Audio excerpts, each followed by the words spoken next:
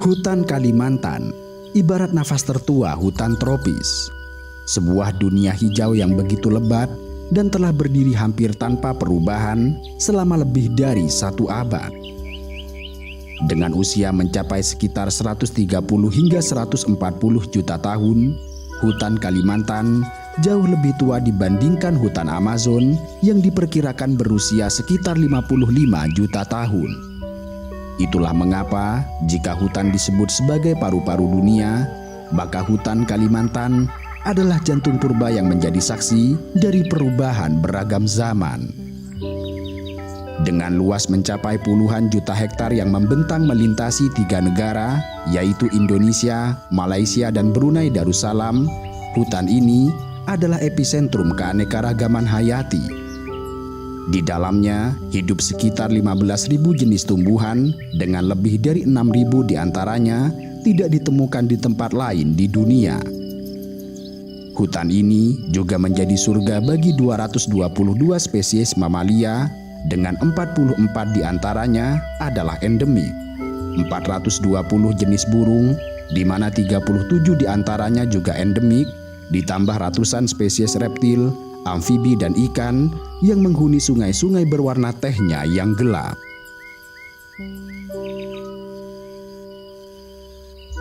Memasuki hutan Kalimantan seperti memasuki sebuah bangunan tingkat dengan langit-langit yang berlapis.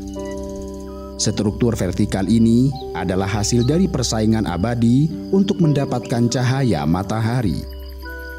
Lapisan teratas dihuni oleh pohon-pohon raksasa setinggi 70 meter menjulang perkasa layaknya menara hidup yang seolah berebut menyentuh langit. Puncak-puncak pohon ini menjadi tempat bersarang beragam burung besar seperti elang atau rangkong, yang keduanya membutuhkan pemandangan luas untuk mencari mangsa atau wilayah kekuasaan. Pada lapisan kedua terdapat apa yang disebut sebagai kanopi, sebuah atap hijau yang tebal dan saling bertautan yang terbentuk dari mahkota pohon-pohon dewasa setinggi 30 hingga 40 meter. Kanopi merupakan pusat aktivitas. Karena sinar matahari yang melimpah, begitu pula dengan bunga, buah, dan daun, kanopi menjadi rumah bagi sebagian besar satwa hutan. Di lapisan kedua ini, orangutan, bekantan, berbagai jenis kera, tupai, dan sebagian besar burung menghabiskan hampir seluruh hidup mereka. Di bawah kanopi, tepat di atas lantai hutan, terdapat apa yang disebut sebagai understory. Bagian ini diisi oleh lapisan semak, perdu, serta pohon-pohon muda yang telah beradaptasi untuk hidup dalam kondisi cahaya rendah. Disinilah banyak serangga, amfibi, dan reptil menjalani kehidupan mereka. Tumbuhan seperti jahe liar dan aneka palem tumbuh subur di tempat ini. Mereka menunggu kesempatan seperti tumbangnya pohon besar untuk mendapatkan secercah cahaya serta tumbuh lebih tinggi. Kemudian lapisan paling bawah adalah lantai hutan. Ini adalah dunia yang paling gelap dan hanya menerima sekitar 1 hingga 2% cahaya matahari yang berhasil menembus kanopi. Kehidupan di lapisan ini didominasi oleh pembusukan. Lapisan tebal serasah daun, ranting, dan pohon tumbang menjadi rumah bagi jutaan jamur, bakteri, serangga, serta invertebrata. Mereka adalah para pendaur ulang utama hutan yang menguraikan materi organik menjadi nutrisi penting yang akan diserap kembali oleh akar-akar pohon. Dan disinilah bunga-bunga aneh seperti Rafflesia menjalani kehidupannya. Struktur berlapis ini mencipta ribuan ceruk ekologis yang berbeda, memungkinkan begitu banyak spesies untuk hidup berdampingan tanpa harus bersaing secara langsung, yang pada akhirnya mendorong tingkat keanekaragaman hayati yang sangat luar biasa. Setiap lapisan vegetasi memiliki perannya masing-masing. Daun-daun lebar menyerap cahaya, akar-akar besar menahan tanah dari erosi, dan batang-batang pohon menjadi jalur lalu lintas bagi satwa arboreal. Bahkan jamur dan organisme pengurai bekerja siang malam, mendaur ulang kehidupan dalam keheningan.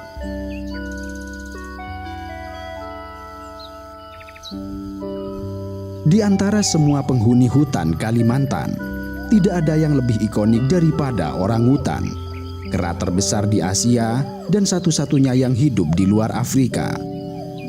Mereka adalah mamalia arboreal atau penghuni pohon terbesar di dunia. Seluruh anatomi mereka dirancang untuk kehidupan yang anggun di puncak pohon. Lengan mereka yang panjang dan kuat, yang bisa mencapai rentang lebih dari 2 meter, berfungsi sebagai alat utama untuk berayun dari dahan ke dahan dalam gerakan yang disebut sebagai berakiasi. Jari-jari tangan dan kaki mereka yang panjang dan melengkung seperti kait memberikan cengkeraman yang kuat pada cabang-cabang pohon. Berbeda dengan kera besar Afrika yang sering menghabiskan waktunya di tanah, orangutan dewasa, terutama betina, hampir tidak pernah turun ke lantai hutan yang gelap. Kanopi adalah dunia mereka, tempat mereka mencari makan, tidur, kawin, serta membesarkan anak-anak. Orangutan juga tidak seperti kera besar lainnya yang hidup dalam kelompok sosial yang besar. Mereka cenderung menjalani kehidupan semi-soliter. Orangutan jantan dewasa yang dominan, yang dapat dikenali dari bantalan pipi yang lebar dan kantung tenggorokan yang besar, biasanya hidup menyendiri. Mereka menjelajah wilayah yang luas dan menggunakan panggilan jarak jauh yang dalam dan bergema untuk menandai kehadiran mereka serta menarik betina. Inti dari masyarakat orangutan adalah ikatan yang luar biasa kuat antara induk dan anaknya. Seekor bayi orangutan akan terus bersama induknya selama 6 hingga 8 tahun. Dan ini adalah periode pengasuhan terlama dari semua primata non-manusia. Selama waktu ini, sang induk akan mengajarkan semua yang perlu diketahui oleh anaknya untuk bertahan hidup. Mulai cara mengenali ratusan jenis buah yang bisa dimakan, teknik membangun sarang yang kokoh setiap malam, cara menemukan air di lubang pohon, serta cara menavigasi kanopi yang sangat rumit. Hubungan ini menjadi sangat penting karena tingkat reproduksi orangutan sangat lambat, di mana seekor betina hanya akan melahirkan 1 anak setiap 8 tahun sekali. Karisma orangutan seringkali menutupi peran ekologisnya yang krusial. Orangutan adalah frugivora atau pemakan buah.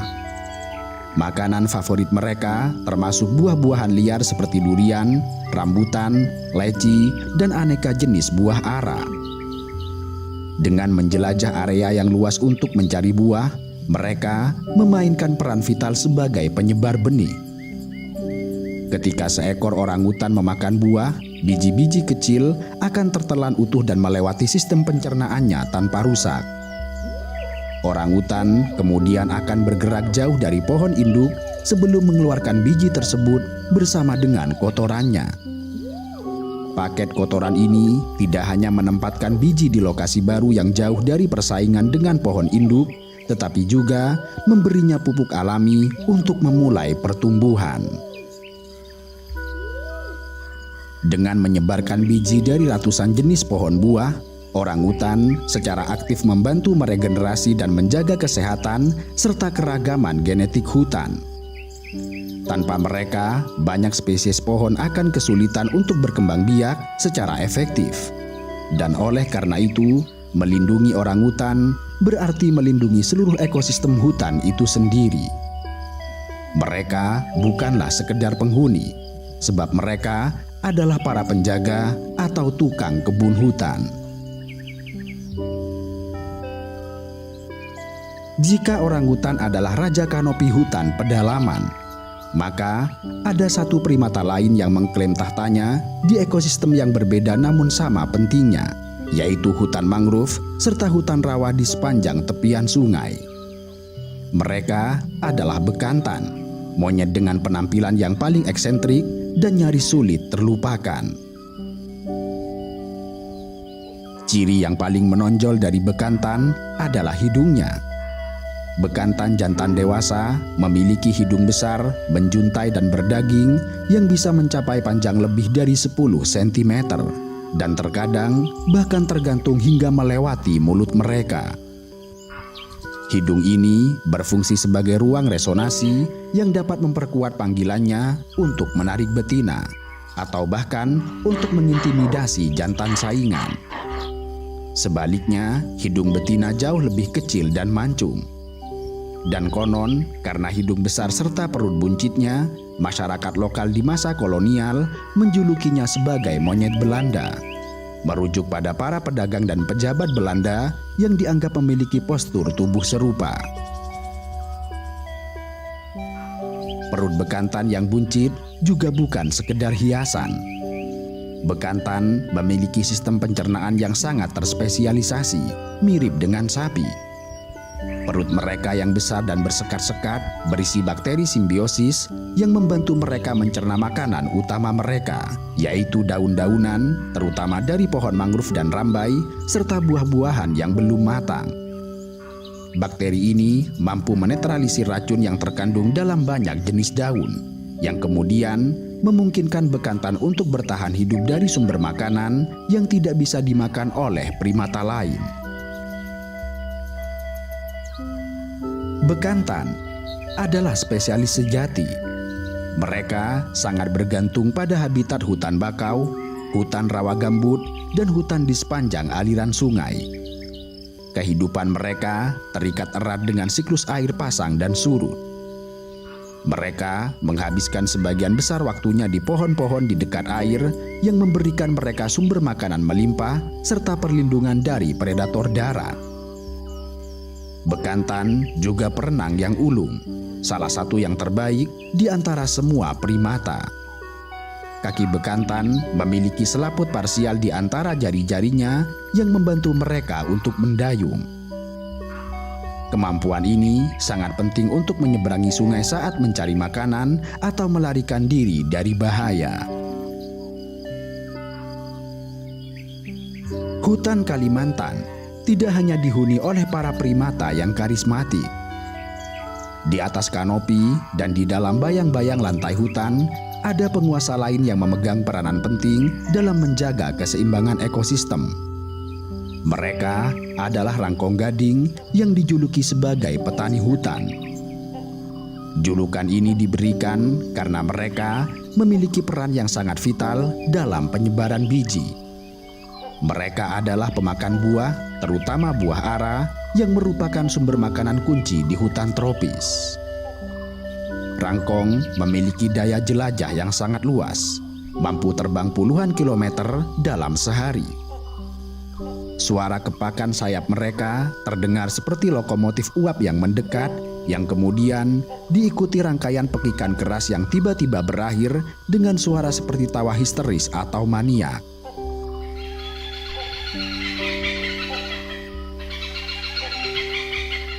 Burung ini adalah salah satu yang terbesar dan paling spektakuler dari semua jenis rangkong atau enggang. Setelah memakan buah, burung rangkong akan terbang jauh sebelum memuntahkan kembali biji-bijinya.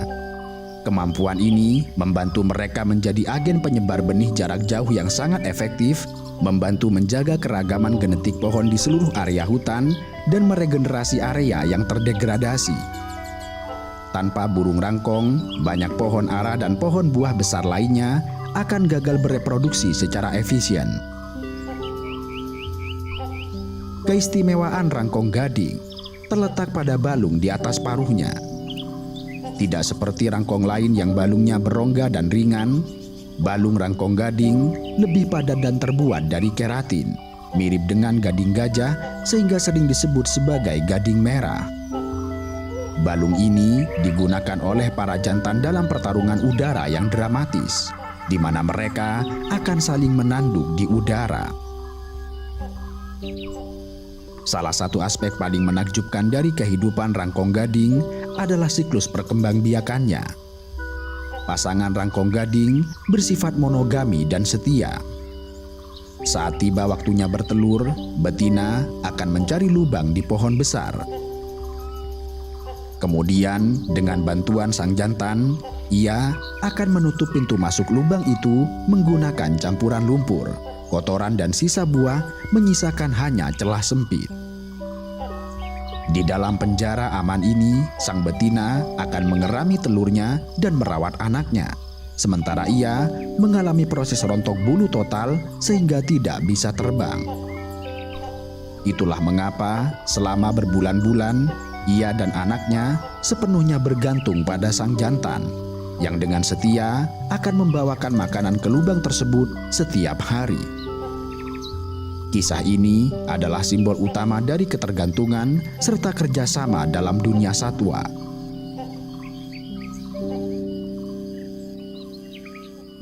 Jika rangkong gading menguasai langit, maka macan dahan adalah penguasa bayang-bayang.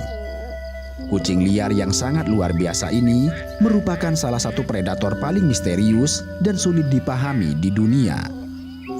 Dengan bulu berpola awan yang memberikannya kamuflase yang sempurna di antara dedaunan, mereka mampu bergerak tanpa terdeteksi di kanopi hutan.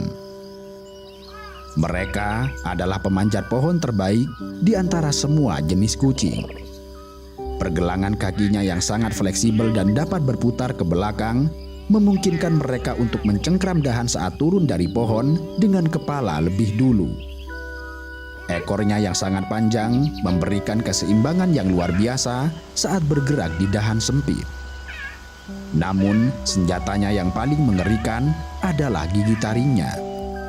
Secara proporsional dengan ukuran tubuhnya, macan dahan memiliki gigi taring terpanjang dari semua kucing yang masih hidup, membuat mereka mendapat julukan sebagai sabertooth modern.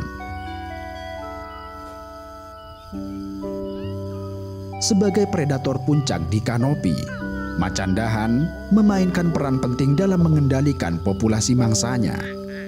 Makanan utama mereka termasuk primata seperti bekantan dan berbagai jenis monyet lain, seperti tupai, burung, dan bahkan rusa kecil. Dengan menjaga populasi mangsanya tetap seimbang, macan dahan secara tidak langsung membantu menjaga kesehatan vegetasi hutan, mencegah herbivora tertentu memakan habis tunas-tunas pohon muda.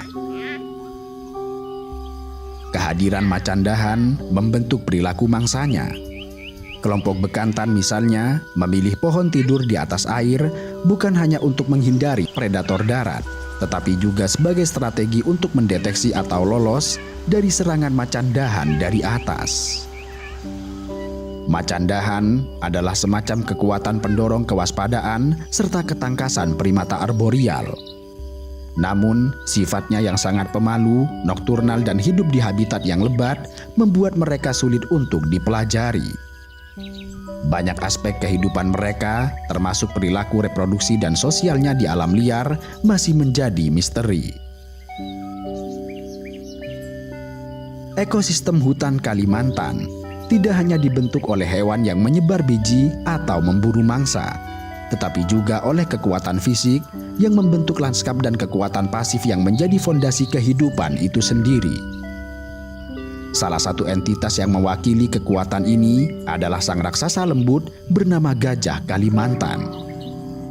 Di hutan-hutan di bagian utara Kalimantan, hiduplah subspesies gajah Asia yang paling unik dan terkecil, yaitu gajah Kalimantan yang sering disebut sebagai gajah kerdil. Tes DNA telah mengonfirmasi bahwa mereka secara genetik berbeda dari gajah Asia lainnya dan kemungkinan terisolasi di pulau ini selama ribuan tahun. Dengan wajah yang lebih baby face, telinga yang lebih besar, dan ekor yang lebih panjang, mereka juga dikenal memiliki temperamen yang lebih lembut. Gajah Kalimantan dikenal sebagai insinyur ekosistem. Melalui aktivitas sehari-hari, Mereka secara aktif mengubah dan memelihara lingkungan fisik hutan yang memberikan manfaat bagi banyak spesies lain. Saat kawanan gajah bergerak menembus hutan lebat, mereka menciptakan jejak dan jalur. Jalur-jalur ini kemudian digunakan oleh hewan lain yang lebih kecil, dari rusa hingga babi hutan, sebagai koridor untuk bergerak. Dengan merobohkan vegetasi kecil dan memakan tunas-tunas, mereka menciptakan dan memelihara ruang terbuka atau celah di dalam hutan. Celah ini memungkinkan lebih banyak sinar matahari mencapai lantai hutan, mendorong pertumbuhan spesies tumbuhan pionir yang menjadi sumber makanan penting bagi banyak hewan lain.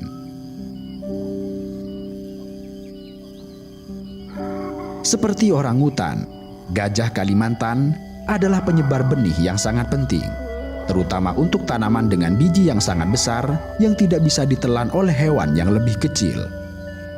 Mereka memakan buah dalam jumlah besar dan dapat melakukan perjalanan jauh sebelum mengeluarkan biji tersebut dalam gundukan kotoran yang besar dan kaya dengan nutrisi. Kotoran gajah adalah pupuk yang luar biasa yang dapat memperkaya tanah hutan yang miskin hara. Tidak hanya itu, di musim kemarau, mereka menggunakan gading dan kakinya yang kuat untuk menggali dasar sungai yang kering untuk mencari air. Lubang-lubang galian ini kemudian menjadi sumber air vital bagi banyak hewan lain yang tidak mampu menggali sendiri. Jalinan kehidupan yang diciptakan oleh gajah sangatlah nyata. Mereka memelihara habitat bagi hewan lain, menyebarkan benih pohon yang menjadi rumah dan makanan bagi primata dan burung, serta menyuburkan tanah yang menopang seluruh hutan. Namun, sebagai hewan dengan daya jelajah terluas, mereka adalah yang paling rentan terhadap fragmentasi hutan. Ketika hutan terpecah menjadi petak-petak kecil oleh perkebunan atau jalan, ruang gerak mereka menjadi terbatas, memicu konflik dengan manusia yang seringkali berakhir fatal bagi sang gajah.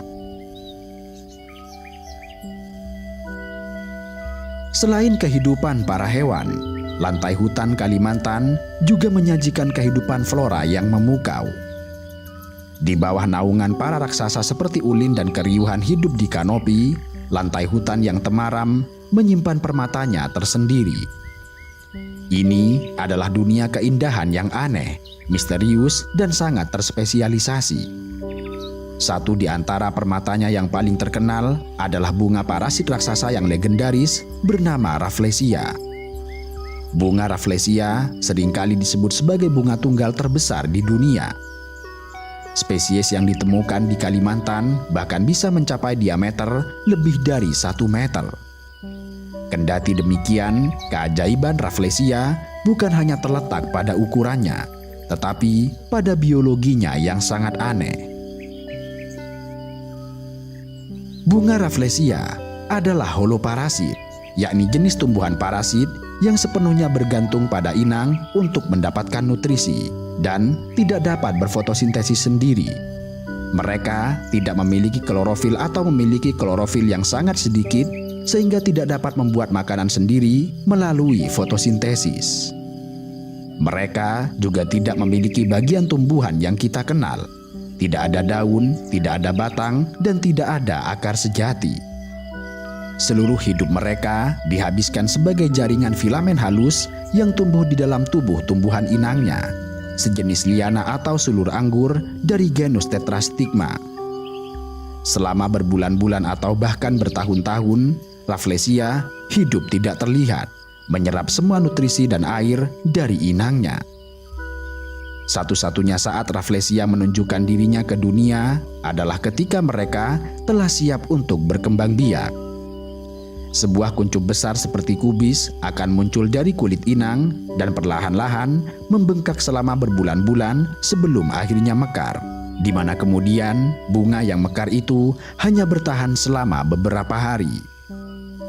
Penampilan mereka sangat spektakuler, dengan 5 kelopak tebal berwarna merah bata yang dihiasi bintik-bintik pucat.